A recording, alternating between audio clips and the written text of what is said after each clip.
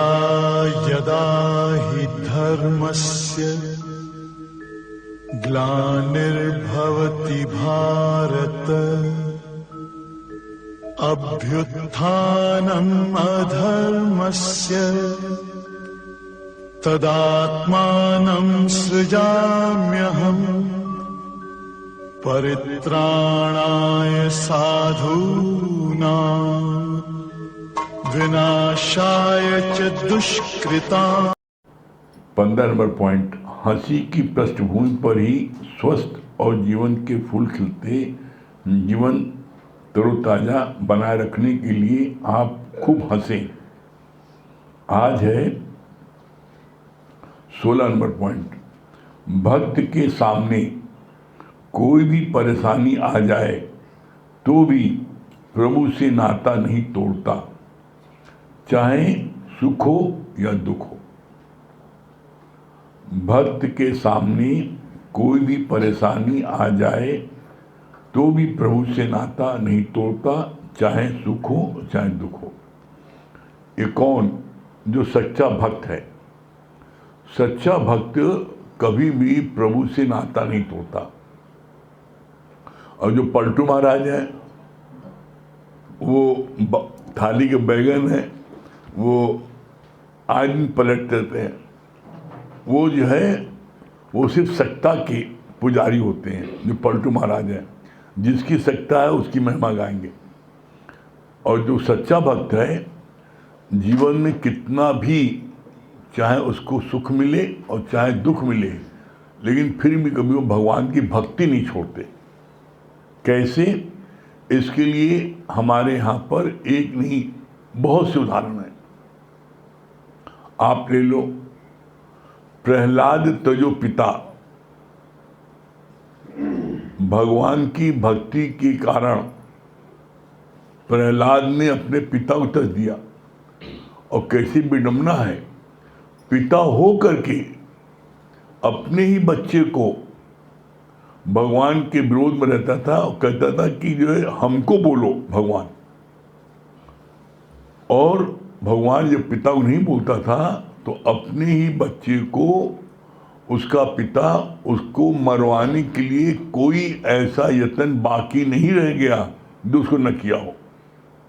हाथी से कुचलवाया, सांप से कटवाया, पहाड़ से फेंका, जितनी चीजें सब उसने किया, सारे उपाय किए। तो क्या प्रहलाद ने भगवान को छोड़ा? मीरा तजो पति, मीरा ने पति को छोड़ दिया। रानी दीवानी कहलाने लगी, महलों की रहने वाली रानी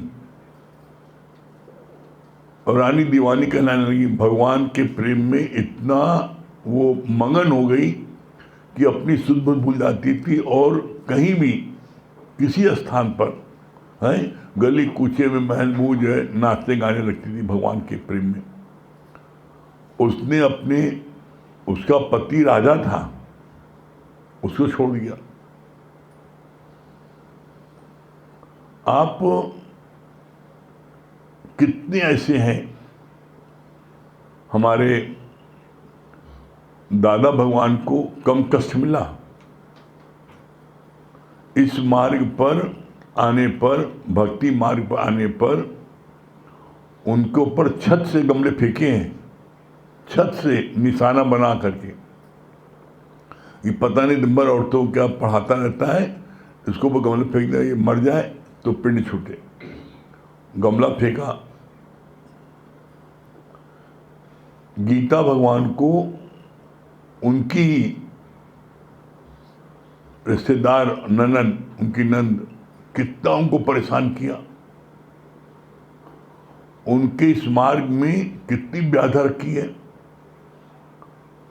उनकी सास को, गीता भगवान की सास को खूब भड़का देती थी कि जो है ये कुछ काम धाम नहीं करती है, दिन भर सत्संग करती है।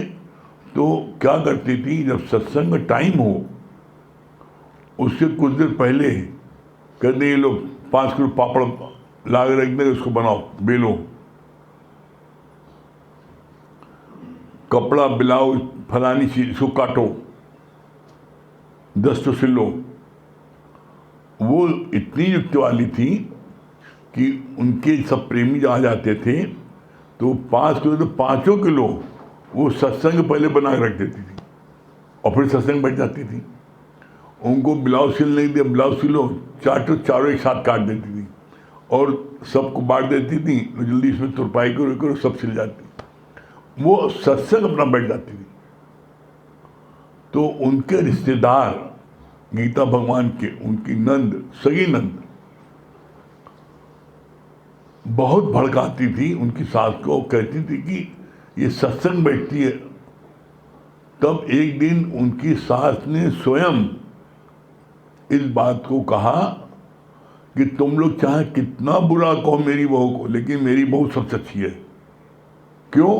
हम उसको जो काम देते हैं वो फट से कर देती है, कभी किसी का मना नहीं करती है। उनका जो खाने का समय होता था गीता भगवान उनके लिए, उनकी सास का, तो अगर उनका खाने के समय दोपहर में 12 बजे है, रात को 8 बजे है, तो वो ठीक समय पर एकदम थाली टेबल पर रख देती थी और जब वो खा लेती थी तो उनके लिए खड़ी रहती थी, सास के लिए हाथ धुलती थी तो तौलिया से वो हाथ पिछवाती थी, इतनी सेवा करती थी। तो वो लोग बड़ा, रिश्तेदार नंद सब बड़ा परेशान, कैसे इसको हम इसका सत्संग बंद कराएं। उन्होंने बहुत कोशिश की, लेकिन गीता भगवान अपनी युक्ति से, अपने प्रेमियों के सहयोग से जो काम करती सब कर देती थी और सत्संग टाइम बढ़ जाती थी।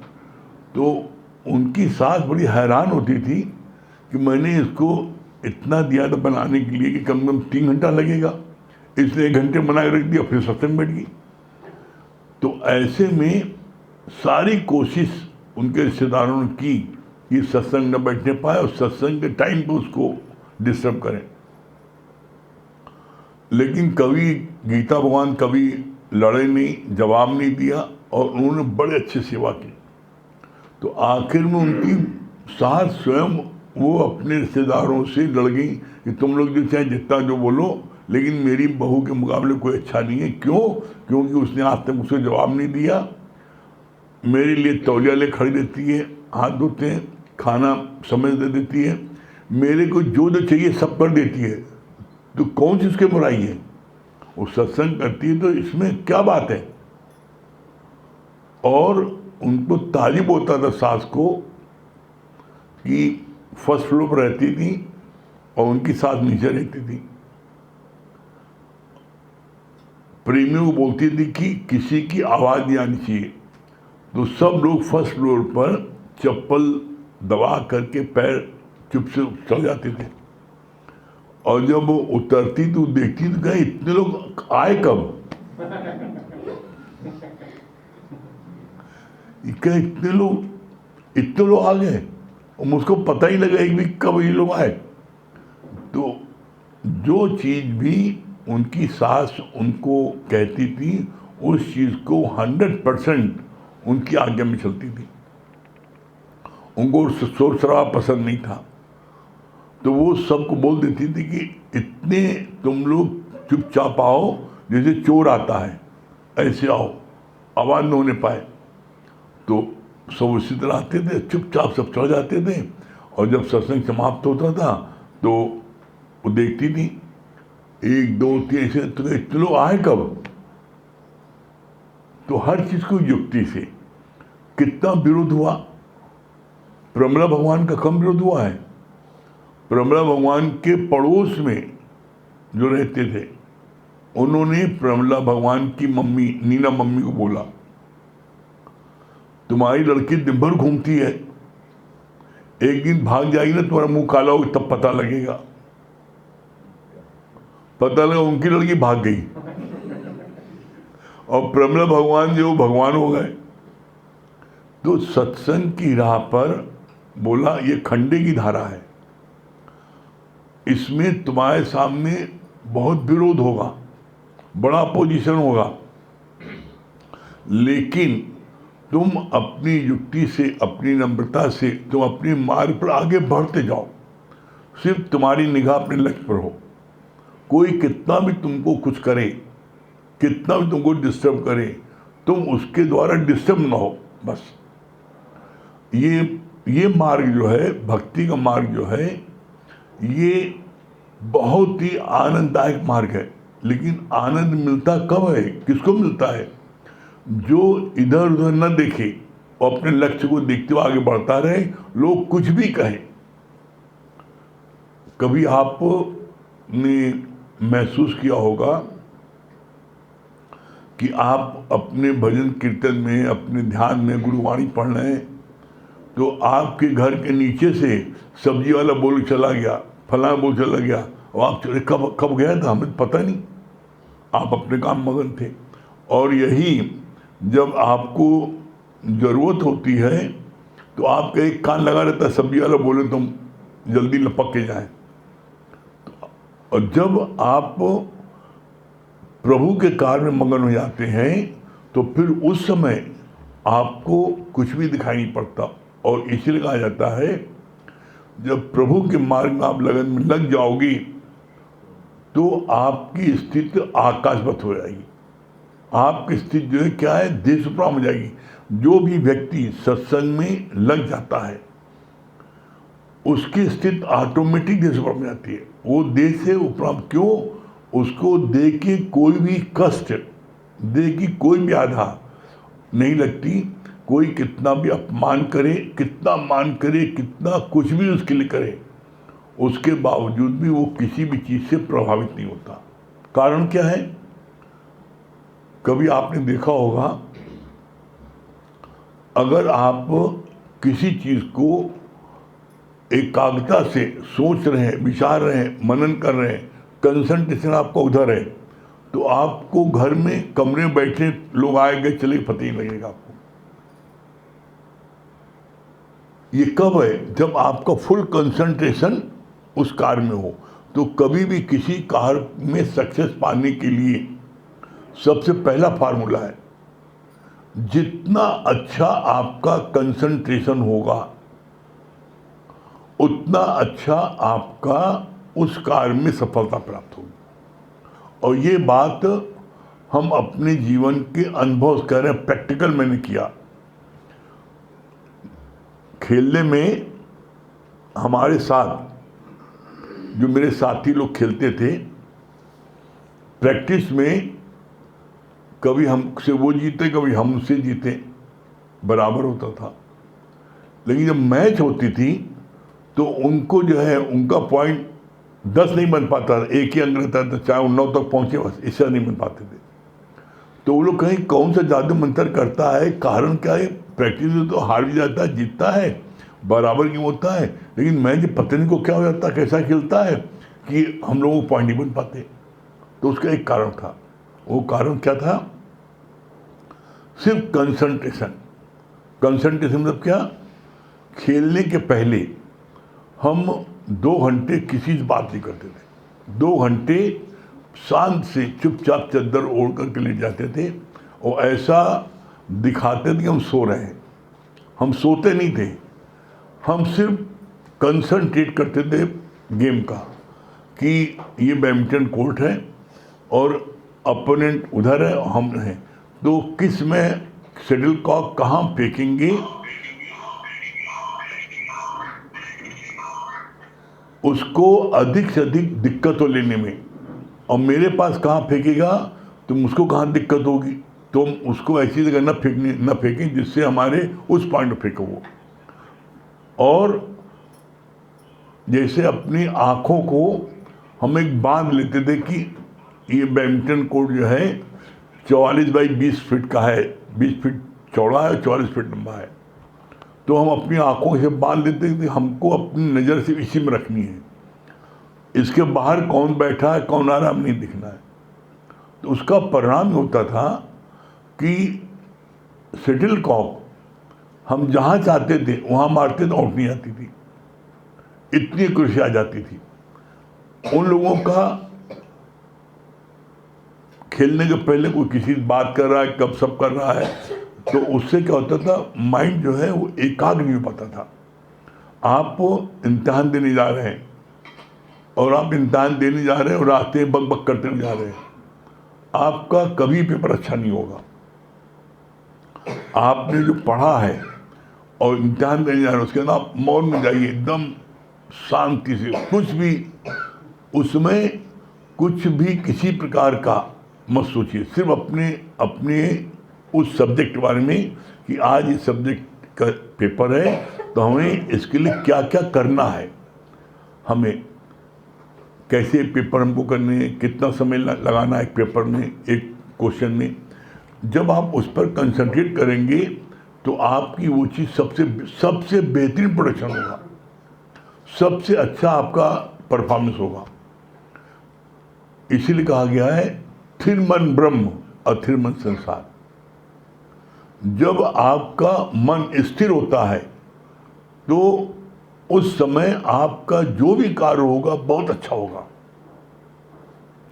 और जिस समय आपका मन अस्थिर होता है किसी कारण से, चाहे वो बेटे का एक्सीडेंट हुआ हो, चाहे बेटा अस्पताल में भर्ती हो, चाहे पत्नी की तबीयत खराब हो, चाहे पिता अस्वस्थ हो, कोई भी ख्याल जो आपको परेशान कर रहा है तो आपका कंसंट्रेशन फिर उधर नहीं हो पाएगा। इसके लिए अभ्यास करना पड़ता है। जैसे हम सत्संग बैठे अभी, अब सत्संग बैठे हैं तो यहाँ पर इसका भी अभ्यास होना, क्या करना पड़ता है कि हम जब यहाँ बैठे हैं किसी तरफ हमारा ध्यान न जाए और सिर्फ हमारा वाणी में ध्यान रहे। तो जितना वाणी में ध्यान रहेगा उतनी ज़्यादा हमारे को वो वाणी ताकत देगी और उसका असर होगा। जब हम ध्यान से वाणी को सुनेंगे नहीं तो हमको वाणी याद नहीं आएगी, वो वाणी का महत्व नहीं पता लगेगा। और जब हम ध्यान से सुनेंगे और सुनने के बाद उसको अपने जीवन में लगाएंगे तो उसका आउटपुट सबसे बेस्ट होगा। आज तक हमने देखा है कोई एक व्यक्ति ऐसा नहीं है इस धरती पर जिसने भगवान के मार्ग पर चला हो, भक्ति के मार्ग पर चला हो और उसके जीवन में कष्ट ना आए और बुराई ना हुई, उसके जीवन में बहुत सी विपरीत परिस्थिति आई। क्यों? क्योंकि आपको ये सबसे लास्ट जीवन, आपको मुक्ति मिलनी है। तो मुक्ति मिलनी है तो जितने आपके आज तक के बैलेंस कर्म हैं जो आपको भोगने थे, आप नहीं भोग पाए, आपने भगवान से प्रार्थना की, हे प्रभु बहुत कष्ट है, हमको इससे मुक्ति दो। क्यों? एकमात्र मनुष्य योनि के अलावा सारी योनियां उसको बोलते हैं भोगवान योनि। जब कोई जीव, चाहे वो शेर हो और चाहे हाथी हो चाहे चींटी हो, जब किसी के शरीर में अत्यधिक कष्ट होता है तो वो व्यक्ति त्राहिमाम कर देता है और ये चाहता है कि मेरी मौत हो जाए, इस कष्ट को हम बर्दाश्त नहीं कर पा रहे। ऐसे में जब कोई भगवान से बड़ी प्रार्थना करता है तो भगवान उसको कबहुक कर, ये लाइन है, कबहुक कर करुणा नर देही और देत ईस बिन हेतु सनही। कभी कभी परमात्मा तुम्हारी करुण पुकार सुन करके तुमको मनुष्य योनि फिर से दे देता है। क्यों? तुम वो भोगवान योनि तुम बर्दाश्त नहीं कर पा रहे हो, तुम्हारे को जो है जख्म है पीठ पर, अब वो चाहे गाय हो चाहे बकरी हो चाहे शेर हो, पीठ पर जख्म है, वहाँ तो उसकी जीभ नहीं पहुँच पाती, जीभ से चाटती जख्म ठीक हो जाता है। और जब जीभ से नहीं चाट पाती तो उसकी जख्म जब हो जाती हैं तो उस जख्म पर कौवे चील खूब चोंच मारते हैं। अब सोचो, जहाँ आपके पीठ पर घाव हो वहाँ पर चोंच मारे चील कौवा, उसमें मांस को, कच्चे मांस को जो आपका उसको नोचें खाएं, उसमें क्या होगा? कभी दांत से बहुत लोग नाखून काटते रहते हैं, कभी मांस थोड़ा सा कच्चा मांस कट जाता है, अब कितना तड़पते हो, कितनी कष्ट होता है। तो जब कोई चील मांस को नोचती है तो उस समय उसको मतलब ये होता है भगवान जान ले लो, ज़्यादा अच्छा ही कष्ट न हो। तो उस समय वो जीव तड़पता है और तड़प करके भगवान से प्रार्थना करता है कि अब हमसे ये कष्ट बर्दाश्त नहीं हो रहा है। तो वो इसी तरह आप देख लो, कभी कभी जो आतंकवादी पकड़े जाते हैं उनको पुलिस वाले इतना टार्चर करते हैं कि वो कहते हैं हमें गोली मार दो।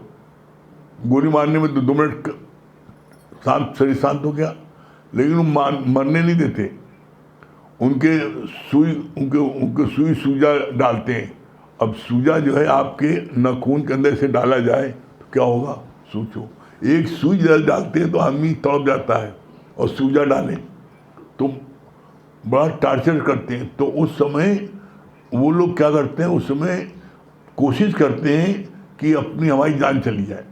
तो वो लोग हमेशा ऐसे लोग जो होते हैं वो कोई ना कोई ऐसी दवा रखे होते हैं, जैसे साइनाइड है, मुंह में रखिए तुरंत आदमी जान चलेगी। तो वो ऐसा कोशिश करते हैं, लेकिन उनकी पहले तलाशी लेकर के किसी तरह अपने को मारने न पाए और कष्ट देते हैं और उसे को बुलवाते हैं। बताओ, तो वो लोग सबको बोलते हैं कष्ट पा करके। उस समय जब कोई कष्ट पाता है उस समय भगवान से प्रार्थना करता है, भगवान हमको आप मौत दे दो। भगवान उसको पुनः जन्म दे तो देते हैं, लेकिन पार्शलिटी नहीं होती है कि अगर उसके अभी 5 गुना बाकी है, 5 कर्मों के खाते में बाकी बैलेंस जिसके उसको सजा मिलनी है, तो वो 5 मनुष्य योनि मिलने के बाद भी उसको वो 5 कष्ट मिलेंगे जरूर, उसको भोगना पड़ेगा।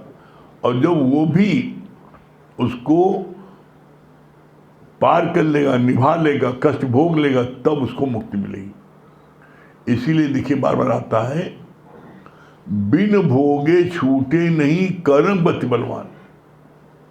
कर्मों की गति इतनी बलवान है, बिन भोगे छूटे नहीं। इसीलिए बार बार कहा जाता है, हे अर्जुन तू कर्म करने में स्वतंत्र है, चाहे जैसा कर्म करो, चाहे पाप करो चाहे पुण्य करो, जो चाहे करो, किसी को ठगो, किसी के साथ बेईमानी करो, जो चाहे करो, लेकिन प्रत्येक कर्म का फल तुम्हें मिलेगा जरूर। इसीलिए गुरु जी ने बोला कर्मों की सुजाकी। यहां पर भक्त जो होता है वो जो कर्मों की सजा मिलती है उसको बड़े हंस के और बड़े सहजता से उसको भोगता है। क्यों? क्योंकि जब कोई गुरु की शरण आ जाता है तो उसको वो कष्ट लगते नहीं ना, ये सबसे गजब की बात है। हम आते इसलिए हैं, सत्संग में ब्रह्म ज्ञान में आने के बाद जो सबसे बड़ी उपलब्धि मिलती है, उपलब्धि यही मिलती है, कैसा भी कष्ट आए, कैसा भी कुछ हो जाए, वो कष्ट, वो दुख, वो चीज आपको लगेगी नहीं। क्यों नहीं लगेगी? बोला, प्रभु के सुमरन दुख न संतापे, काल हरे दुश्मन डरे भवन व्यापे, सर्व सुख होवे। क्यों? इसलिए कि जो भक्त होता है वो गुरु के कैसे मुट्ठी के बीच में होता है, उसके ऊपर गुरु का हाथ होता है। जब गुरु का हाथ होता है तो काल की क्या मजाल क्यों आ जाए, वो जो है काल भी उसके सामने नहीं आता। क्यों? क्योंकि गुरु को एक इतनी पावर होती है कि वो भगवान को भी चैलेंज कर देता है। क्यों? गुरु गोविंद दो खड़े काके लागो पाए, बलिहारी गुरु आपने गोविंद दियो बताए। भगवान भी अपने भक्त का कभी किसी प्रकार से हार स्वीकार नहीं करता, इसीलिए आता है।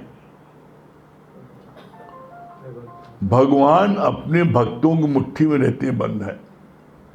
परमात्मा जो है भक्त जो चाहे वो करा सकता, भक्त विभक्त नहीं, भक्त। जैसे प्रहलाद भक्त, जैसे अर्जुन भक्त हैं, इन्होंने जो चाह करा लिया भगवान ना। भगवान बताओ, तीनों लोग का स्वामी अर्जुन का रथ हाँक रहा है।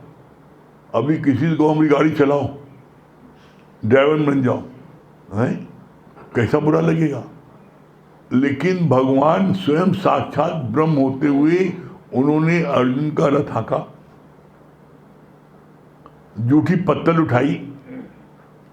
तो बोला इसके लिए, इसीलिए कहा जाता है भक्ति में वो शक्ति है।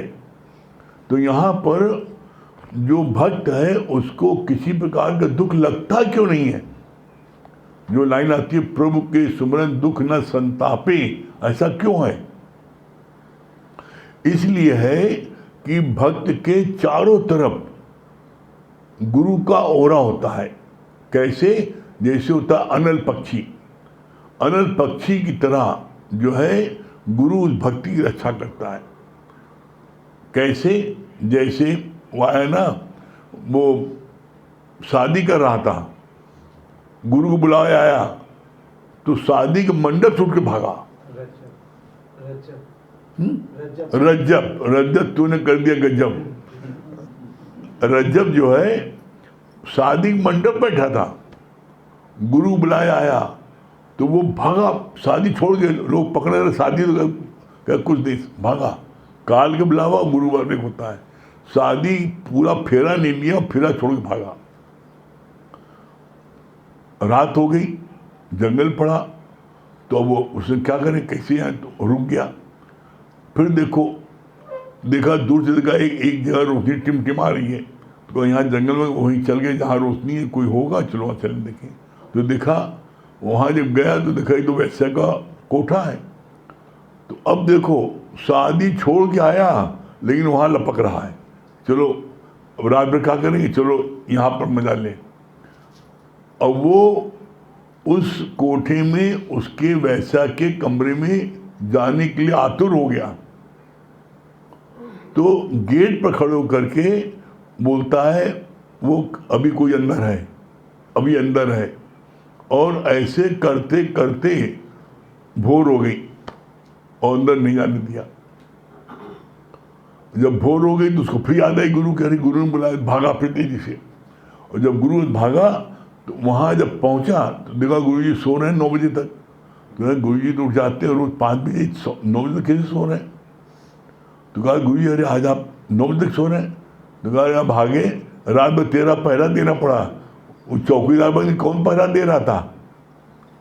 तो गुरु चौकीदार ही बन जाता है, अपने भक्ति की रक्षा के लिए गिरने नहीं देता। तो उसकी रक्षा उसने की वहाँ पर गुरु ने। और बोला इसी तरीके से कभी आप देख लेना जीवन में, कभी आप गिरने वाले होगे तो गुरु आपको थाम लेगा, आप वो कार्य कर नहीं पाओगे। जो अनुचित कार्य है आप उस कार्य को कर नहीं पाओगे। कोई न कोई आपके सामने सत्संगी आ जाएगा, कोई आपका रिश्तेदार आ जाएगा। उन्हें रिश्तेदार है सत्संगी, वो सचमुच गुरु आया है उसके रूप में। अगर गुरु सामने आए तो तुम्हें डर लगेगा। तो वो किसी न किसी का रूप धारण करके आ जाता। तुम समझते हो मेरी चाची आ गई, चाची तो नहीं आई, चाची सो रही घर पर, गुरु आ। तो अनल पक्षी की तरह गुरु हमारी रक्षा करता है।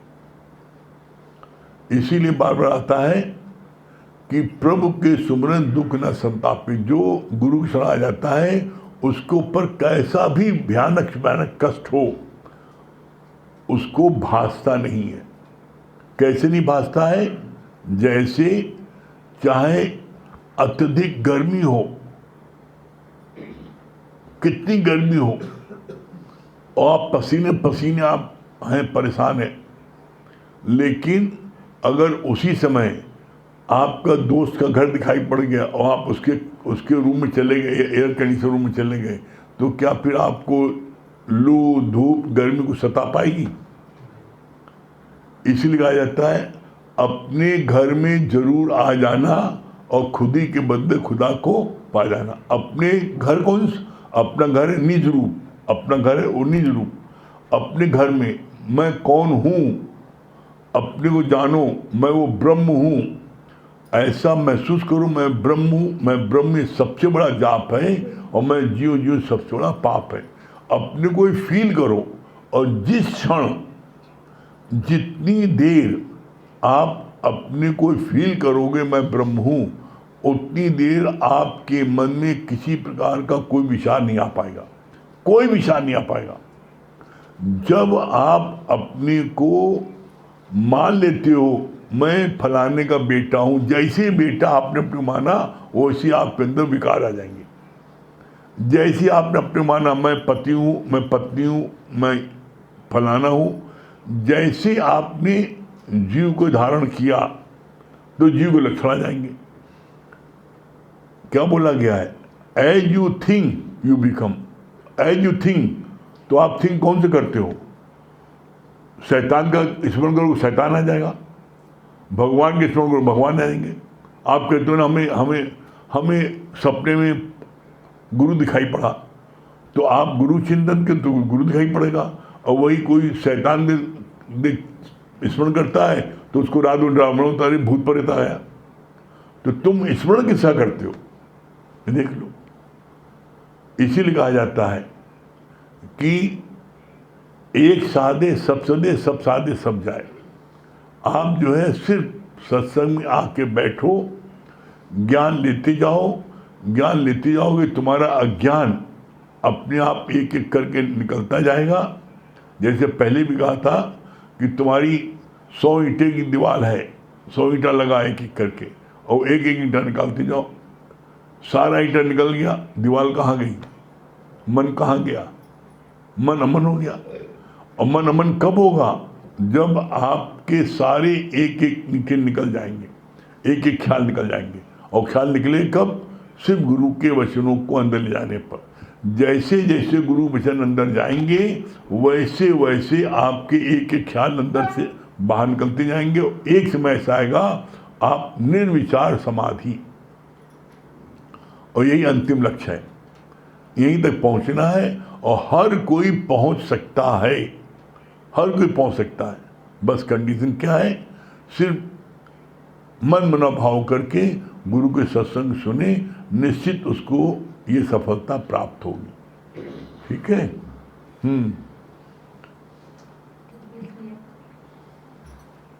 वो दुर्गेश भैया है। हाँ दुर्गेश भैया, दुर्गेश भैया, पूजा जी।